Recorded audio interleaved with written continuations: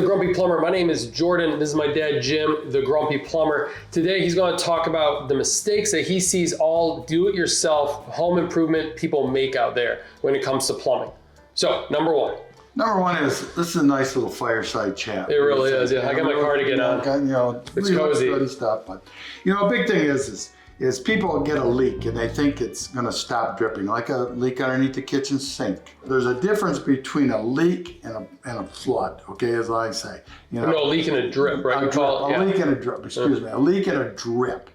A drip is drip, drip, drip, drip. A leak is when that water is really spraying out and your couch just floated out through the front door, okay? So when you call for help, you just make sure that you're telling them properly, okay, what it is. But this is when someone's installing like a drain or a water line and there's a small leak or a drip. Well, not so much. They ignore it. They ignore it. Yeah, if somebody fix something, they ignore it because it won't get better, okay? Yeah. People think it will fix itself. It'll fix itself, it'll rust itself shut. Not usually, or it'll cause more damage over a long time. So, big thing. When you have a leak or a drip, you want to get it taken care of. Especially that drip can do more damage than what you think on it. So when you have that drip underneath that kitchen sink, or if you have a drippy, even a valve, the handles, the packing nuts can drip. You just want to make sure you get that taken care of. Don't put it off. Number two mistake is people will start working on a faucet. I've probably done it myself a few times. Is forget to turn the main water off.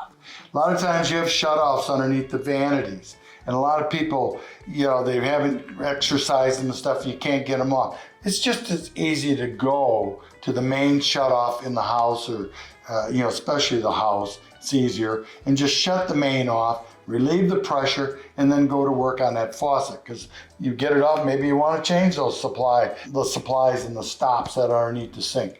So it's easier just to turn that water off. And we have one of our original videos up above right here is how to find where your water shutoff valve is located. And if you're in a warm climate, usually it's outside. And if you're in a colder climate, it's indoors. Okay, keep that in mind. Number three. Hey, I got a lot of questions about I got a noise in the wall. And a lot of times it's the pipe is not clamped properly. You're not using the right inserts in the holes. You want to make sure you got that pipe nice and tight on it. And another thing with noise too is a lot of times these newer faucets, these pressure balance valves, they can make a noise. When they get older, they'll chatter and stuff on it. But yes, you want to make sure you got them properly clamped right.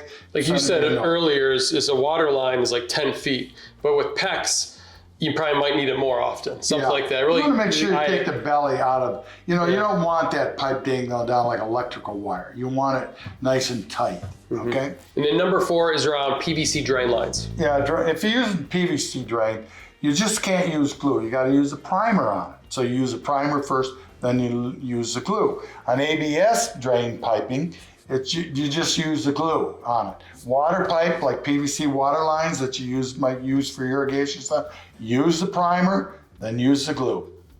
There you go. I mean, if you have a home inspection done, sometimes they'll go around and be pulling on that PVC pipe to see if it opens up, right? Yes. Yeah. So that primer on PVC is purple, so it's easy to see and spot. That's what they want to see is that purple primer on there. Okay, we got two left. Number five. Number five is these flexible drain lines, like flexible traps. And flexible. So those accordion ones, right? Accordion ones, yeah. You really don't want to use those, okay? I mean, they make it easy to hook it up, but a lot of times you're better off readjusting the drain when it comes out of the wall. You adjust it and 45 it over to line it up with the drain out of the lab faucet or the kitchen sink or whatever, or lab drain. And out of the kitchen sink drain and stuff like that, or even a bathtub. You think that flexible one, but they can plug up quicker because that accordion can catch a lot of debris on things. Last one, number six, is if you're in cold climates. Yes, if you're in cold climates and you have outside faucets, you want to make sure you take those hoses off. And I always tell people from Labor Day to Memorial Day, you leave that hose off. Even in the wintertime when you get that beautiful 70-degree day and you want to wash the car, I don't know why you want to wash the car in the middle of the winter, but whatever, get that hose back off because it freezes at night. It's going to freeze that valve that goes inside the wall freezing breaks it because it can't drain itself. So There you go. remember to remove that hose from your outside faucets. So those are 6 common plumbing mistakes that Jim has seen in his long career. On those, we hope those help you out. Yeah, and if you can, especially back on that hose, removing the hose from the outside faucet, ask the mailman. He's always out there. And if he goes by and sees it, have him unhook it for you. Thanks for watching.